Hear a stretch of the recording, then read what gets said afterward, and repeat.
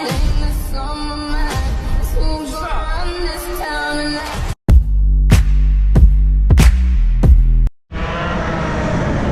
people, welcome to Clay Pigeon, beautiful track.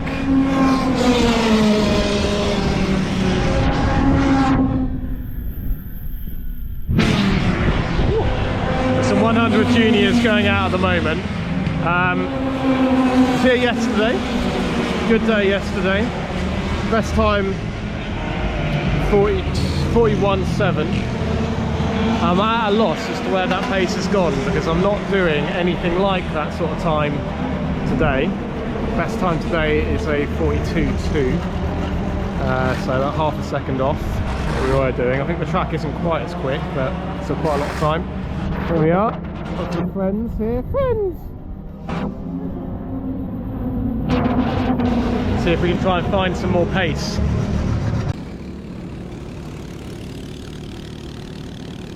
Okay, so yeah, welcome to Saturday testing. I don't normally film the testing because nothing really happens. A lot of it is just about learning.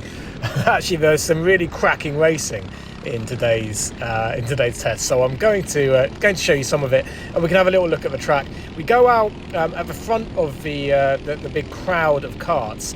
Now I do that because obviously if you can get a little bit of free air, free track time, then it's pretty good for learning the track and testing different lines.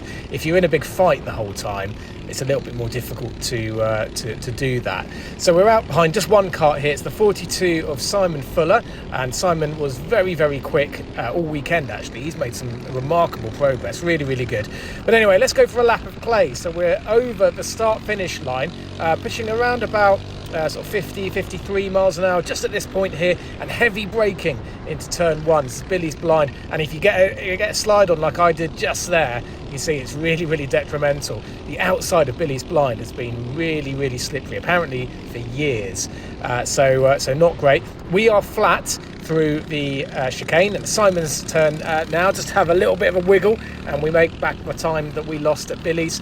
And this corner here, I'm gonna start whinging and moaning about this corner, particularly in the final. But yeah, sorry about that in advance. But that's where I was losing all of my time, and this corner here as well. So. Yeah, it's funny really, my kart, I don't know whether it's my kart or me as a driver, but really, really good in heavy braking zones and anything that requires, as we make a move on Simon there, anything that requires you kind of like fast rotation. That seems to be an area where this kart and I do very, very nicely indeed. So this corner here, we were really quick. The next corner, we've gone. The next corner, I was really, really slow. Any time that I made in the hairpin, I'd lose in the final couple of corners. This time we're going out behind Jacob Sharrock. We know that Jacob's a really, really fast guy. He's going to be one of, if not the fastest guys driving today. There's George Massey there, finding out that Billy's blind is very, very slippery. So we're just going to sit behind Jacob, try and have a look at what he's doing. So again, we're out towards the front of the pack, and I wish I could show you the size of this pack actually. This series, GXUK, has got some excellent traction. If you'll pardon the pun, it's actually a very good pun, isn't it? Because traction and racing cars and getting off the line. Anyway, this series. It's pun for the whole family. This series has gone from about six original people. At sort of Stretton last year. I believe it was Stretton where they first had their first round. Anyway, there's 6 of them. Few more people joined by the O plate last year at Hooton Park. That was my first time in a GX kart. As we make the move on Jacob there, he's going to come back at us here. Like I say, some really, really good racing in the test session. Probably didn't learn very much. There he is. He's got us. Anyway, and now there was 29 on the grid today. I actually don't know how many people are registered in the championship now, but I mean it's a lot. It's a really, really good number. I wish I could show you the long train of cars behind. Karts behind, so you can have a look. And this time, in this next session, we're going out kind of more in the mid pack. because I want to, we've done a little bit of overtaking practice, a little bit of defending practice, that sort of thing, as people getting it all wrong on the outside of Billy's again. I want to have a little look at what it's like to be battling in the pack, because you are going to be battling in the pack. In GXUK, you have a front start, you have a middle start and a rear start, and if you're a novice, if it's your first couple of rounds, then you will start behind the people who are non-novice, if you like. But in today's in today's racing, I'm going to be starting from P12, P1.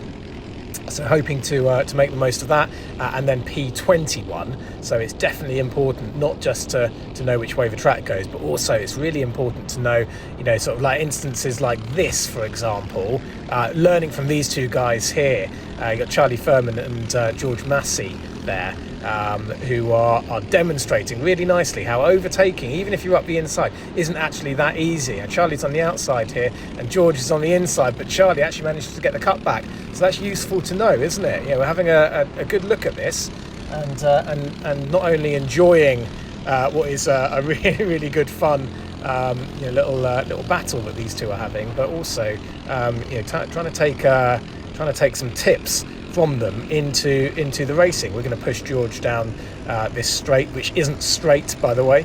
And again, that's going to become quite important in the story of this race a little bit later. We do manage to, it's tricky actually. If you go for the move on the inside, it's very, very easy to wash wide. It's race day. Welcome. Just been out for practice one. Simon's really quick. Well done, Simon.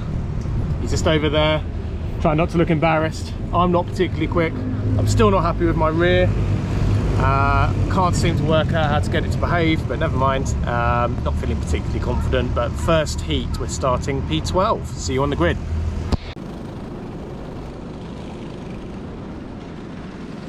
Okay, so starting P12 right behind championship rival Russell Endy.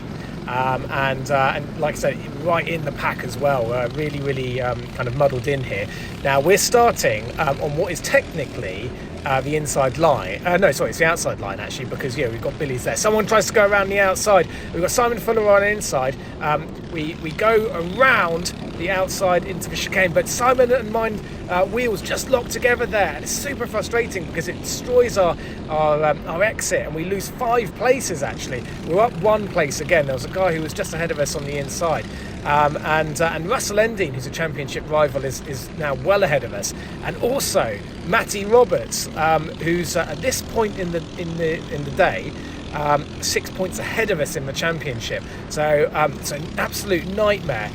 We've got a few karts going a little bit wide here. We're on the inside, which is going to turn to the outside. We're going to push Matty through and see if we can stay behind him. Now there's a guy right behind me as well. We're about 4 of us, nose to tail. Matty goes up the inside of Dan Probets, and I get smashed through as well. There was a guy right behind me. I don't know who it was, but I hit the back of Dan Probets, and he then pushed me through. So yeah, lots of contact. I think Dan had to check up. I hit the back of Dan, and then I got sort of smashed through by whoever it was behind me. So we made back a few of the places that we lost in lap 1. But look at the gap between myself and Matt Roberts here. Now this is a problem. It's a big problem because you are pinned. Your throttle is pinned most of the way around this circuit. There's 2 heavy braking zones, one of which you just gone through, and one of which we're about to enter sort of down here into the hairpin. So yeah, it's a big problem if you don't have the slipstream. Now anyway, just here up ahead, just there, Ash Condola and George Massey come together, so really bad luck for those guys. Both of them are out. Unfortunately, George's car in particular had some damage which prevented him from being able to take part a little bit later in the day. He had a little bit of arm pain as well because Ash got a little bit airborne actually. Ash's car I think was a bit damaged as well. Ash was able to continue and compete in the rest of the day, but I believe he was then lacking a little bit of pace. I don't know what the damage was. I did skip forward a little bit there because not much happened really. I wasn't able, with no tow, to get up to the karts in front.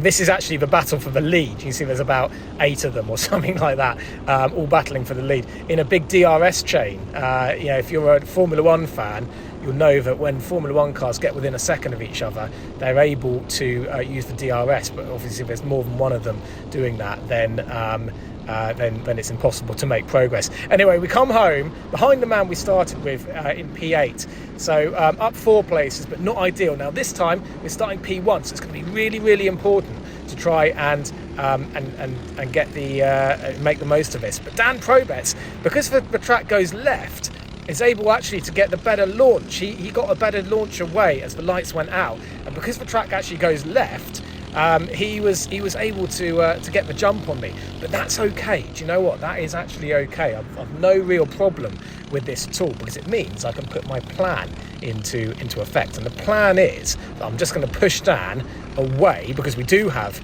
a nice slipstream now from Dan right underneath his rear bumper like this. I'm just going to keep pushing him away from the rest of the field, and then hopefully in the last couple of laps or so, then that will be the time when I start making my attack. So we're just going to push him all the way down the straight. I've got a nice slipstream. He does actually go a little bit defensive. You can obviously sense that I'm there. Now, I'm not going to push him around this corner, because that's going to slide his rear out, and it's probably going to cost us both times. So I'm going to go wide, and then that's going to allow me, although we've got a yellow flag. I think there was a load of shenanigans into this corner in turn 1, actually, obviously happening behind us.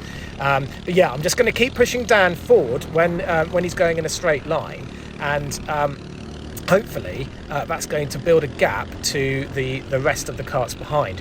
Obviously, if I'd maintained the lead, I wouldn't necessarily be able to do that, because although I think everyone by this stage in the season now knows it's a good idea to work together to some extent, you never really know whether the people behind you are gonna sort of abide by what's sensible, or whether they're just going to go for the move. Again, I choose to take the wrong line there, but it does mean that I'm able to get the kart straighter, and it does mean I'm therefore able to push Dan Probetz down the straight, because my engine gets into the rev range sooner than it otherwise might have done if I'd taken the normal conventional racing line there.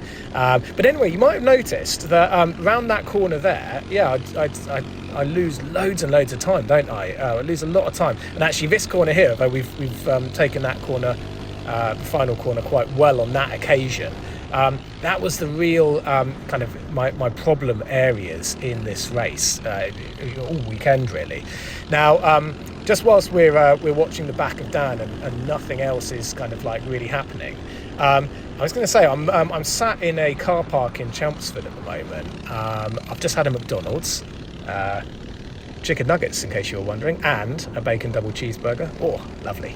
But anyway, yeah, there you are. Look, losing loads and loads of time again on the exit of this corner. We're going to make it up around the start of the lap, but these 2 corners here, my rear was absolutely nowhere. Now, the reason I'm telling you that I'm sat in a car park in Chelmsford eating McDonald's and doing this voiceover is because I'm going loads of effort now to sort my kart out. My kart preparation has not been good, or as good as some of the guys. I've done a lot of learning. Could go for the move there, but we don't. I'm going to push down forward again. It's too early in the race to go for moves. We're actually in a situation. I'm going to give a little bit of the story of this race weekend away. We're actually at the end of this round 14 points behind Jacob Sharrock in second. Jacob Sharrock is in second place. Brad Philpott's won it. Jacob's in second. I'm 14 points behind in third, and I'm equal with points on Matty Roberts, and Russell Endine is just 2 points behind the pair of us. So I've taken rather a relaxed approach to maintain. Well, I've tried to maintain the car as best I can, but as best I can is not very good, because I don't have much in the way of mechanical knowledge. I've had to buy the tools as and when I can afford them, and get specialists to look at the car as and when I can afford to do so as well. It's got a back marker there, it gets out of the way nicely. But anyway, I've taken the chassis into Rye House to get it jigged. They found 3 cracks towards the rear of the kart, which I think is they said is a very, very good, kind of potentially a reason for the bogging that's been taking place in particularly out of what corner is it? What corner number is it? It's not this one here. It's the one afterwards. You'll know because I lose loads of time. As I think we're actually having to go a little bit defensive now. I think there's a guy who's just, I think it's Luke, who's yes, in fact, actually, look, we don't defend the inside. We don't cover the inside, and we lose 2 places. So my plan of just pushing forward and not fighting, I've been too cautious. I've now lost a couple of places. Anyway, I'm getting my engine rebuilt. I'm getting the kart jigged and I'm getting it welded. There was an awful lot of improvements that the kart could have had, which I didn't do as a result of particularly the cracks. I checked the chassis. And the guy showed me the cracks. I couldn't even see them when I stood right there. There were 3 cracks. Actually, one of them was a bit more obvious. As Luke goes up the inside of Dan there, Sebastian Musica makes a move on Dan as well. Anyway, the point of what I was saying was hopefully by Ella, because I'm so close to getting a podium finish in the championship, I am going to sort of, for the first time this year, throw a bit of money at the kart, make sure that it's perfect. So hopefully I can be as good as I can be as well.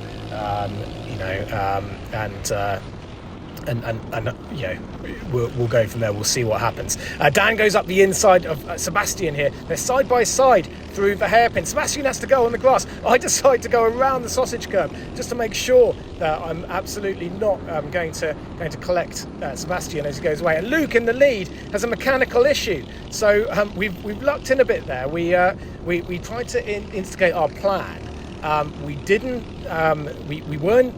We weren't brutal enough. We should have taken Dan's place away a little bit sooner, perhaps, before some of these really quick guys, Luke and Sebastian, were able to put a move on us. Quick check up at the timing screen. We've got 35 seconds left in this heat. So I know that now I've been taught a lesson. I should have, there's quick guys behind. I should have perhaps made a move a little bit sooner as and when the opportunity came.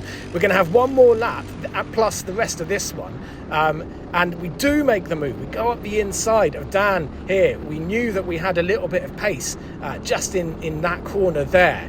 And we've made it stick. We've lucked in on getting our second position back when perhaps we could have been being taught a valuable lesson there about not dicking about too long when there's fast guys right behind you. I kind of got strung out on the wrong part of the track. Offline here, it's really, really slippery, but not anymore. We've made our move. We're in the lead. This is the last lap, and we're just going to make sure that there's absolutely no chance for Dan or anyone else to be able to take our place away. I'm going to the white line. I check over my shoulder, make sure that no one's in striking distance, and then I go for the normal racing line. I don't want to be too slow because otherwise people will get me on the exits. I go kind of middle of the road into our least favourite corner, and now we've just got one more small lift. My rear round here was really giving way, but this is going to be it. We're going to be P1.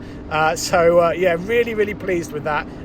The plan wasn't executed perfectly, but it more or less came out in the way that I wanted it to. So making a move just at the end, and a lot of our championship rivals weren't in that fight at all.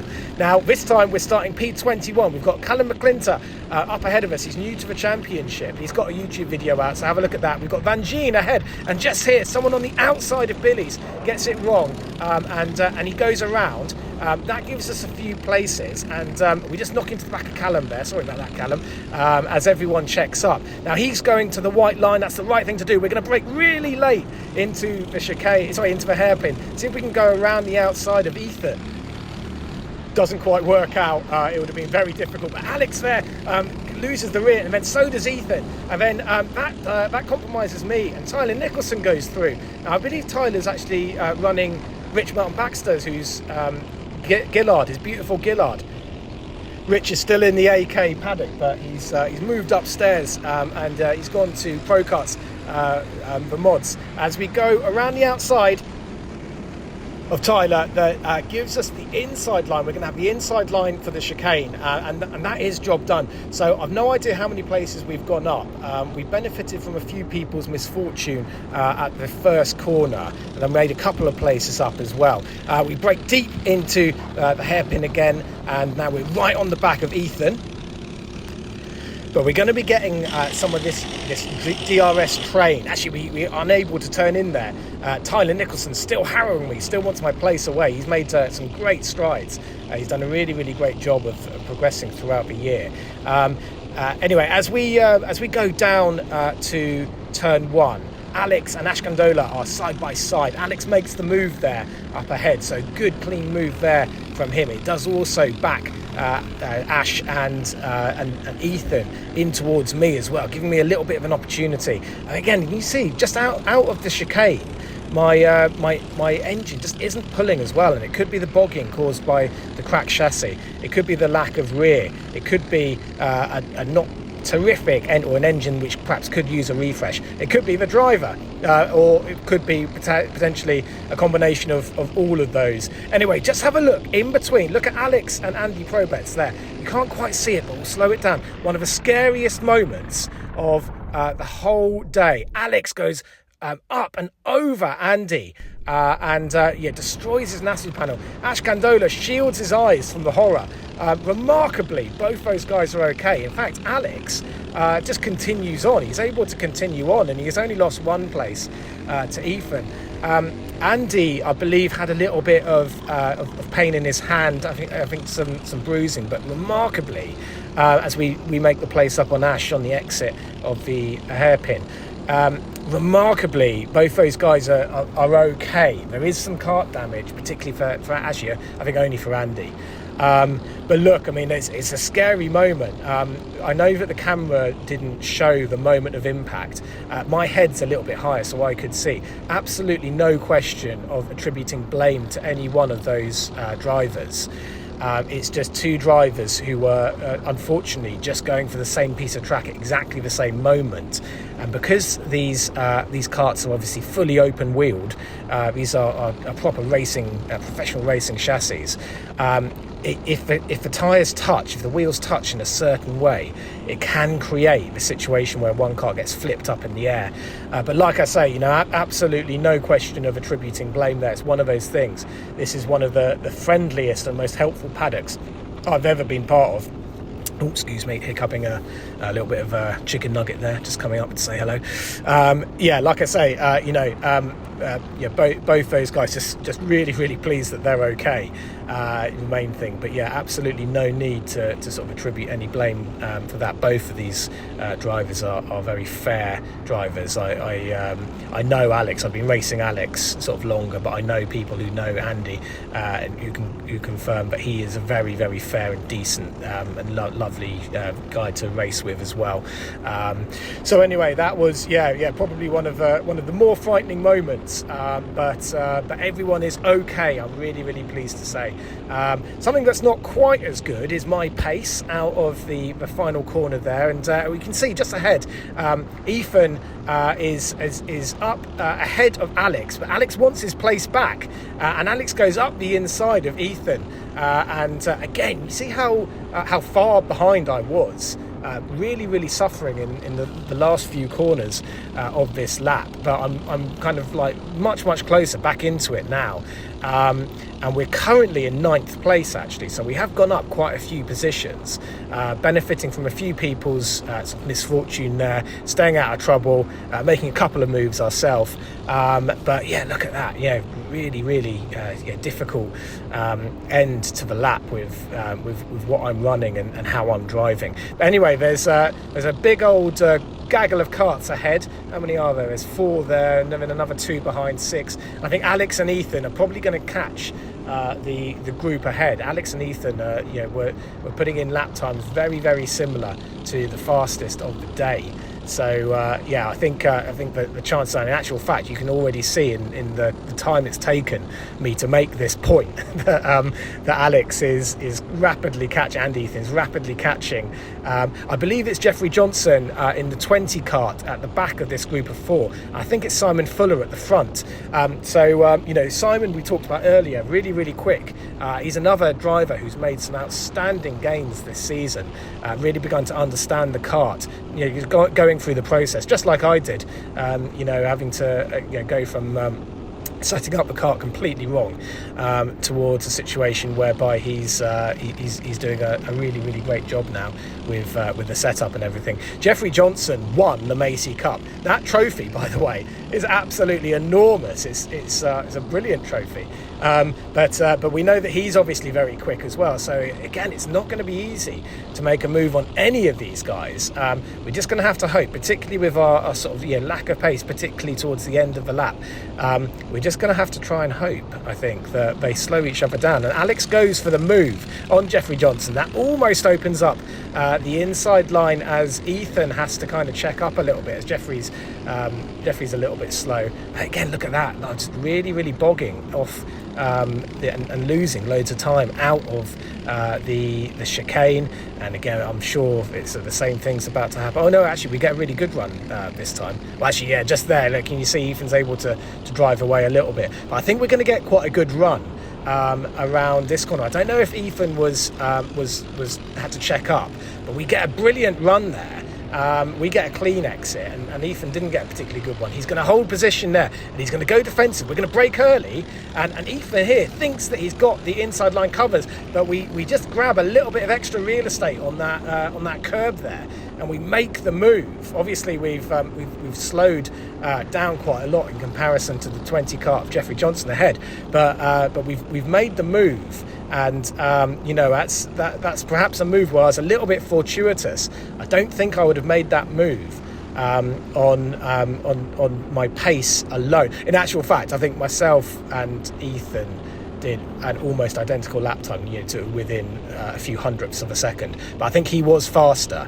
Anyway, we come across the line to finish P11, so up 10 places there. So not a bad set of results. A P11, a P1, and a P8 could have been a little bit better. Let's have a look how many people there are supporting this series in the final. It's an amazing job. So pleased. There's Matty Roberts, Van Gene, hello, Seb, Dan, yeah. Right chaps, and here he is, man on the front row. Hi. Alongside Brad Philpott. Brad's around here somewhere, and this is us, starting behind Jacob, hoping for a nice clean race. Right, so those results gave us a starting position of P4. So starting behind Jacob Sharrock, who's starting second, Brad Philpott first. Third is Russell Endine. And actually, because the track goes left, Jacob and I get a great start. We're advantaged slightly, and actually Jacob is in the lead on the way into Billy's. But the pair of us have to go all around the outside, a lot more distance to cover, and very slippery track. Someone's up the inside of me in the chicane, so I have to give it a bit of space on the inside. It ruins all of our momentum, and look how much time is lost. It's such a momentum series, this. You need to really take care of your momentum. But Russell has made the move on Jacob, and Jacob's going to be getting really frustrated by this because he needs to get after Brad, He's got a great chance to win this race with his pace, and obviously Russell in the battle with myself, Matty Roberts, and actually technically Jacob for P2. Although I think myself, Russell, and Matt are far more likely really to be having a battle for P3. But Russell's not just gonna get out of the way. He goes all the way to the white line. Their fighting has allowed me back into this. Jacob gets a good launch off the hairpin, and he goes up the inside, and just there, their wheels connect. Russell's sent off the road. Jacob's still on our inside, and that means that we can't turn in and take the usual racing line. We're delayed slightly, and now Alex Van Geen's up my inside, so I can't turn in on the grippy part of the track. You just saw his front bumper there. We're in a drag race with Alex all the way down to the first corner. Jacob's actually got a penalty. We'll talk about that in a minute, but we can't turn in. Alex is there. He's got his kart there, and also Matty Roberts. So absolute nightmare for me. I did benefit from Russell having to go off, and actually Jacob's got a penalty now as well. But unfortunately, I was kind of in the wrong place at the wrong time, and had the wrong track position, and that's let these two guys get ahead of me. Again, it's going to be really tough now, because this is kind of, when you get to the final, you're kind of racing against people who are of a similar pace to you. And we are sort of fortunate to be up at the sharp end. What it does mean is that you've got the best drivers, but also the drivers who have prepared their kit really, really well, prepared their equipment really, really well. As Matt Roberts goes up the inside of Alex Van Geen there, and I told you earlier about the preparation I'm doing for the last round. That preparation really should have been done earlier in the season by me. Look, just there. The guys right at the front, their equipment is working as it should be. Their line is what it should be. They're driving beautifully. The poor preparation or the subpar preparation on my part is costing me here. I'm going to struggle to keep with these guys. I've had brilliant races with these guys earlier on in the season. But I'm just missing ever since Hooton, ever since my big crash at Hooton. Well, I really should have got the kart looked at by a professional earlier on than I did. The rear's been nowhere, and that's really affecting my drive off some of these corners. The camera is very, very smooth, so any kind of jolting that you might expect with a rear snap, the camera kind of smooths that out so that you, the viewer, can enjoy a nice smooth viewing experience. But I can assure you that sat in the car, the rear is really, really wagging its tail quite a lot, and I'm getting a lot of over rotation, and I think that it's a combination of the three cracks in the rear of the kart that will cause bogging. So just here, when I'm sure again Alex is probably going to drive away from me. It's quite subtle, isn't it? But he is getting away from me ever so slightly.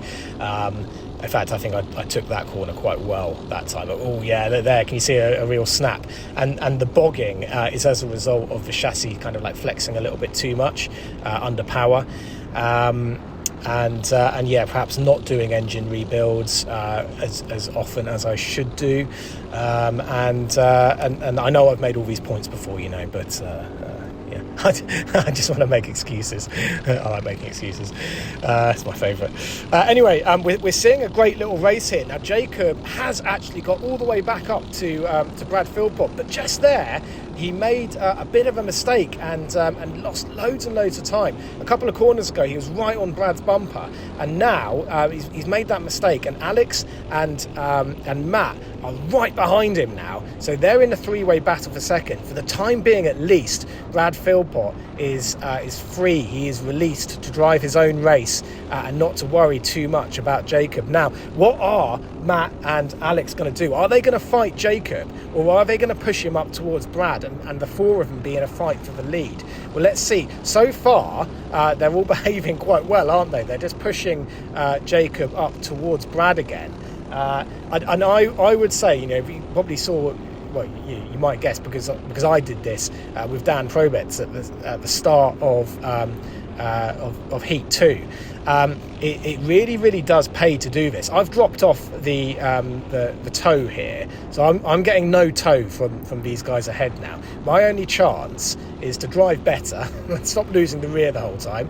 And also, what's going to give me an even better chance is if these guys start fighting. But for the time being, at least, they're all behaving very well, line astern. It is definitely a battle, a four-way battle.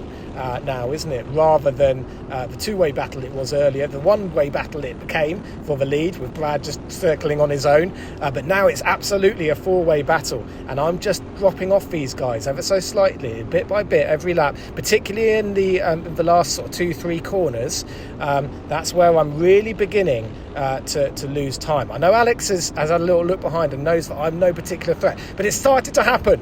They've started to go for some moves now. Brad has started to go defensive. We've got yellow flags. Someone is beached on the exit of the chicane there. But just that one move has brought me and then under braking into the hairpin. I'm not quite there yet, but that one move has allowed me back. So I mustn't give up. I mustn't think, my cart's not doing what I want it to, my engine's not doing what it wanted to, my driving is not as good as it can be. I mustn't give up here, because there is definitely the potential of a sniff at a good result here. I'm currently in P5. In actual fact, because as Brad goes very, very defensive, Jacob goes semi-defensive, Matt and Alex, as we've still got yellow flags, Matt and Alex go somewhat less defensive. We've got a back marker. I think must be the guy who, is that Mr. Williams? Must be the guy who oh, and again Alex goes up the inside of Matt. Matt's got the inside coming back at him, and again we sort of tried. I did my best there not to run into the back of Alex, because I knew that if I did that I'd lose loads of momentum. But we lost loads of momentum anyway, didn't we? Terrible amount of momentum, and that gap has really opened up again between myself and Alex. Again, they're fighting, and Matt's up the inside of Jacob there. So Matt Roberts takes over second position. We're now pushing Alex forward, because I want to be in this fight as well. Anything can happen, if someone makes a wrong move, someone gets hung out on the outside. I think just there, someone just nibbled into our rear, because we weren't able to sort of take the straight line out. We had to, we were forced out wide a little bit. So that has cost us a little bit of time as well now. But it's clear that there is someone right on our bumper. And again, because we've lost the toe and there's someone right behind us, we're going to be vulnerable here. We are going to be a little bit vulnerable. I don't know if someone's going to try and make a move. Again, up front, Brad is really defensive. Jacob makes the move back up into P2, but we can't turn in because Russell Ending is there. So we lost a place. We knew that he was there. We knew that if we turned in, we were just going to turn each other around. But Russell got the bit between his teeth. He's not happy about being, shunted off earlier. Jacob's penalty. I think there's absolutely no malice in that. As a back marker gets well out the way, absolutely no malice in what Jacob did to Russell there. If your name is Russell Ending, then you'd be, probably rightfully aggrieved to being off the track. But because their wheels just locked together, the pair of them just momentarily lost steering. He take a massive hit there. I was trying to line up Alex. Luke just got into the side of us there. Ben White goes through as well. In fairness to Luke, in the 98 car, he is turning round. I think he does want to give me the place back, but he sees that Ben has taken me as well. So not a good couple of laps here from me. We got really quite a big hit there, but again, mustn't give up. We've got a good couple of corners, and we're right in Ben's slipstream now, so we can go. We're going to have to go for the outside. Ben's done a really fantastic job to be up this high. The move's not on here. We're going to brake early, and we're going to go for the inside line, and we're going to make it. We take a big lump of curb there just to make sure that we give Ben enough space on the outside, and that causes us to lose a little bit of momentum. But we have done it, and up ahead, it's all kicking off. Russell's on the grass again. Oh dear, he's been on the grass a couple of times now. He just backs out there a little bit. We're back in this fight again now because of all their fighting. Matt Roberts all over the grass. We're right on the back of Luke now. And what can we do? Is there anything that is potentially we could do? I don't know. We're going to be potentially 2 or 3 wide going over the line here. Matt Roberts is on the inside line. Alex and Luke on the outside. Matt Roberts goes really wide and he goes off. I go up the inside of Luke. and that's going to be job done. I think Luke could see that it was me who was coming back up with the inside and perhaps didn't defend as hard as he would have done otherwise. But yeah, very gentlemanly there. He didn't turn in. He knew that there had been a little bit of contact between me and him, which had cost me a couple of places, and therefore didn't turn in. Wasn't really unfair, and we've got that position back. I didn't even notice at the time that Matt Roberts, major championship rival, was actually sort of off there, and he's going to come home and finish in P8. We come across the line in P5, promoted to P4 as a result of Jacob's penalty. I'll take that. Probably a little bit more than I deserve, really, but it's all about sticking with it. Now, because I was P4, get on the podium. Here it is, the podium selfie, the part of the day where I delay the entire proceeding to get everyone on there. So we've got Paul, Daniel, Russell, Brad, Alex, and then my ugly mug at the front. And this is how the championship table looks after that. Brad has won it. Jacob is in second place. 14 points behind is myself. I'm third, and Matt Roberts is fourth. But we're on the same points, so I'm not really sure why I'm third and he's fourth, but I'll take it. And then Russell Ending is just 2 points behind us going into the final round at Ella Park. So see you there. Thanks for watching Mango Motorsport, a community for racing fanatics.